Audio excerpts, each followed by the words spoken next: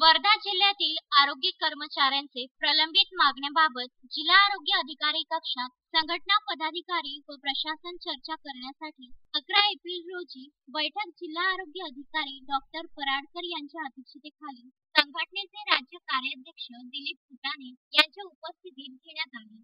यावेळी जिल्हा अध्यक्ष सिद्धार्थ तेलतुंबडे, जिल्हा कार्याध्यक्षा वंदना उईके, जिल्हा सचिव दीपक कांबळे यांची उपस्थिती होती। जिल्ह्यातील आरोग्य कर्मचाऱ्यांच्या अनेक मागण्या प्रलंबित आहेत, त्याबाबत जिल्हा आरोग्य अधिकारी डॉक्टर पराडकर यांच्यासोबत नुकतीच चर्चा करण्यात आली। त्यावेळी आरोग्य कर्मचाऱ्यांचे प्रलंबित मागण्या लवकरच निकाली काढणार असे आश्वासन डॉक्टर पराडकर यांनी दिले। अनेकदा निवेदन दिले, अनेकदा बैठका झाल्या। आरोग्य कर्मचाऱ्यांचे 10, 20, 30 कालबद्ध पदोन्नती, आरोग्य पर्यवेक्षक, आरोग्य सहाय्यक, महिला व पुरुष रिक्तपदी पदोन्नती, गौड प्राथमिक आरोग्य केंद्रातील कर्मचाऱ्यांच्या भविष्य निर्वाह निधी, अफरातफर, कोविड लसीकरणासाठी मोबाईल इंटरनेट, लस टोचक 500 व ऑपरेटर 500, लस वाहक 200 रुपये भत्ता, लेखाशीर्ष 2211 यांच्या पदाची बिंदुनावली करा। कोविड आजारावर नियंत्रण करण्यासाठी औषध निर्माण अधिकारी यांना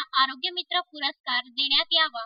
अंशकालीन स्त्री परिचर यांना वेळेवर मानधन न देणाऱ्या लिपिकावर कार्यवाही करा इत्यादी प्रलंबित मागण्या लवकरच निकाली काढल्या नाही तर जिल्हा परिषदेसमोर आंदोलन करून त्याचा निषेध नोंदविण्यात येईल असे प्रतिपादन संघटनेचे जिल्हा अध्यक्ष सिद्धार्थ तेलतुंबडे यांनी केले। अश्विन शाह, विदर्भ न्यूज, वर्धा।